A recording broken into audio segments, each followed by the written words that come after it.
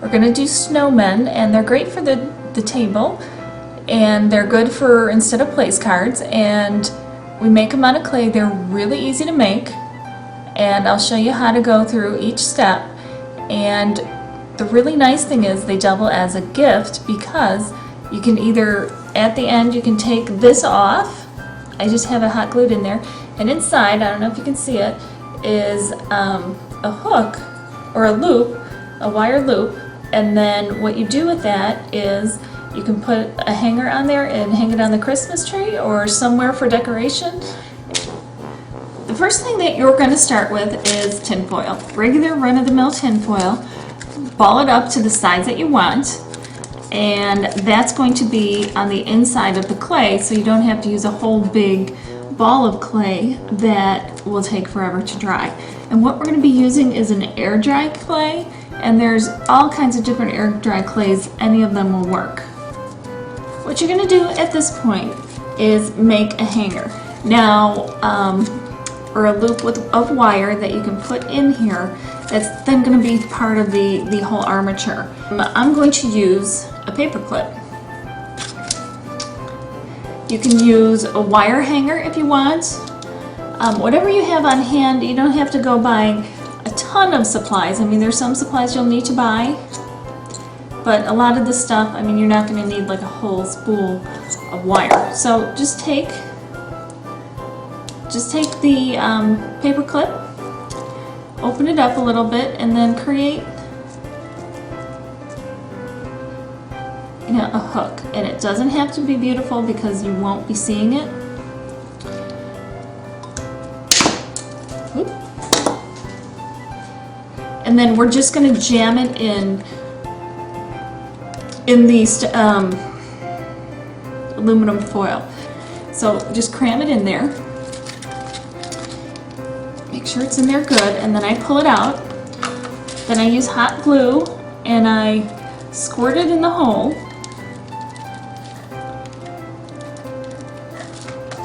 And then you put your wire in there, your wire loop in there, as far as it can go, and then just let it sit and harden. The glue has dried, and now all you're going to do is take your air dry clay.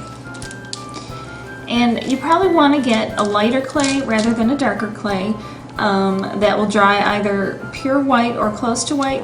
I typically will glue it anyhow, or I mean paint it white anyhow, just to get a really fresh white.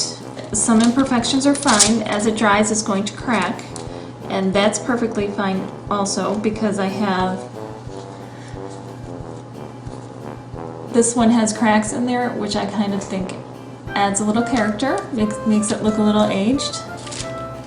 You kind of smooth it, and then there are some wrinkles that tend to work their way in there. I don't mind that either. If you don't like it and you're trying to get as smooth as you want, which is unnecessary, but you can use a little water, get it wet, and it helps smooth some of the imperfect areas. And all you're going to do when you get it the way you like it is either just set it out to dry, and probably, if you leave it overnight, certainly by the next morning it would be ready. I've heard that a food dehydrator works well, but I don't have one. I've never done that.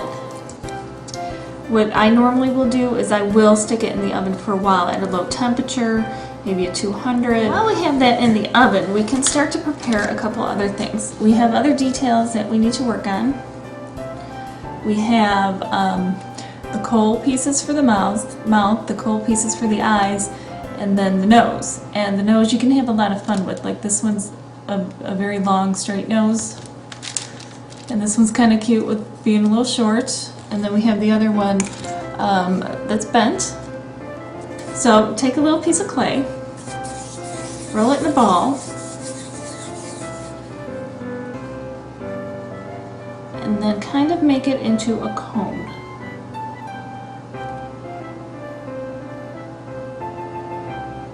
Okay, I don't know if you can see that. Turn it into a cone, and then you want to flatten the edge a little bit there. Make sure you got it mostly rounded. If you have clay tools or an old knife, what you want to do is put these little markings on there, so it looks like the carrot. And then we use two bigger pieces for two bigger squares for coal for the eyes, and about 4 or 5 for the mouth. Alright, while we're waiting for the clay to dry, I've gone ahead and cut a strip of felt. And everything in this project can be purchased at a craft store, and it's regular felt. This happens to have a little sparkle in there because I thought that would add a little bit of interest. And the only other thing that you want to do once you get the strip that you want is to cut some fringing on the edge for the scarf.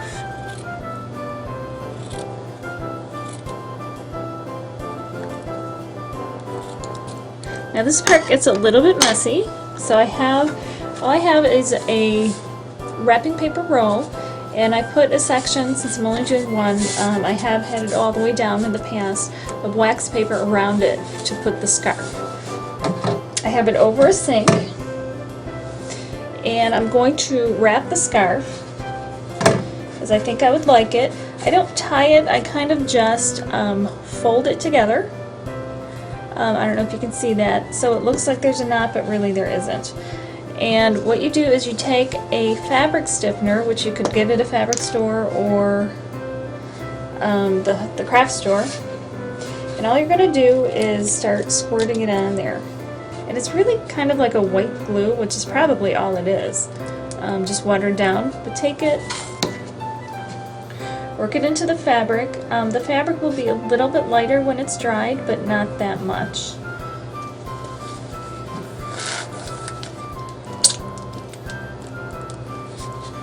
Okay, once you have it all covered with the glue, or the stiffener, the fabric stiffener, just kind of wrap it around.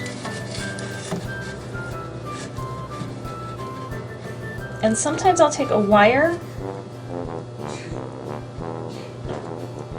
or another paper clip. Okay, kind of go like that, and then take another paper clip, clamp it together a little bit so that it doesn't come apart.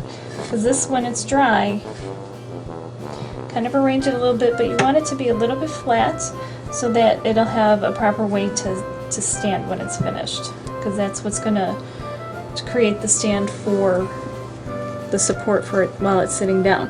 So then you just let that dry. Everything has dried, and I've gone ahead and I painted the head with the Snow White paint, just acrylic paint, and let that dry. And then I've also taken the parts. Here's the carrot, which is dried, and I've painted that orange, and then I've got the coal for the eyes and the mouth, which I painted black. All we have to do now is assemble it, but in the meantime I've also cut a strip of felt, black felt. This has a little sparkle to it, in a strip, kind of estimate it with the head, and this is going to become a part of the hat. You want to make it tall enough to cover the loop that we made earlier with the wire. And then I also have a piece of felt that I cut in a circle, and that's going to be the brim of the hat. And all we're going to do with that also is, I like to just fold it quick,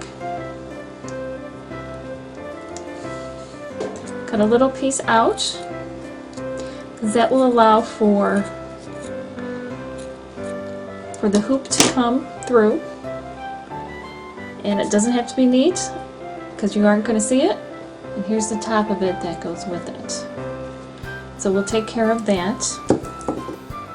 Now that we've cut the felt for the hat, we will put it on. Now here's the scarf that it was done drying, and it's nice and stiff. So we'll do that first. All we're going to take is some hot glue, put it on the bottom, you can goop it on there a little bit, and then we will just adhere it to the bottom and let it dry. And then you can go underneath if you want, and to get a little bit. If the glue starts seeping through the edges, don't worry about that. We'll be covering that also. So here he is. He's going to dry. Now I'll put the hat on. Kind of place it as we go.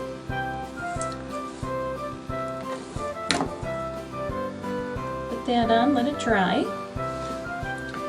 Then we'll put the top portion on the hat on. And all we're going to do is pull it together. And that looks pretty good. And then we're going to, once we have the size that we want, we'll put a strip of hot glue where we want it to be. Adhere it together. And we'll cover up any glue that ends up showing wherever on any part of the project. There we go. And then we can put a little glue around the edge. And then we'll put it on top of the snowman. We're going to get it pretty well centered. Okay, and there you go. Our snowman is starting to take shape. And we're going to do the eyes and the nose. Maybe we'll start with the nose, see where we want to place that. Put a dab on there. We'll hold it. If you want to age the snowman, it's usually best to do it before putting the fabric pieces on. You should simply take some watered down acrylic paint, such as a burnt umber, and brush it all over the snowman and immediately wipe it off with a damp paper towel. It will get in the cracks and crevices and add character. You can choose to use a triple thick non-yellowing finish at this time or after you add the snow accents to give it a final shine. We're going to add some embellishments. Just go through your beads. If you're a crafter, you probably have a bunch of stuff you can already use. And just put a blob on there and then stick the beads as you would want them.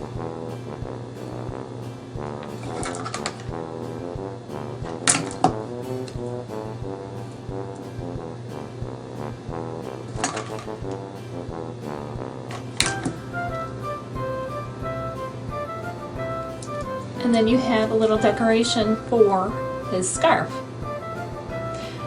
And now what you can do is, if you take this fabric paint, and there's a glitter kind and then the slick kind. What I normally will do is use the slick paint and go around the different areas, like around his nose, anywhere there might be glue showing or something that might be a little bit imperfect. You can put a little bit on the tip of his nose, a little by his mouth. And then I go around the brim of the hat. Like you can see here, I'll do the brim, and then I'll do the edges, and that way all the unfinished edges are covered. Then, as you can see, there's a ribbon around the edge of the hat. Add whatever decorations you might like. See, there's some beads down there. There's the covering. So then once that slick dries, that slick paint dries, then move on to this glitter kind because it adds a little shimmer to it. And it's cute to sit on your table. And for the name tag, all I did was I took a toothpick and printed out the names on cardstock, cut it out with a fancy scissor, dipped it all in tea, dried it off, and I did put a finish on there as well, glued it onto the back, and then just glued it inside. So somebody could take this off and just hang it on their tree, or it could just sit somewhere as decoration.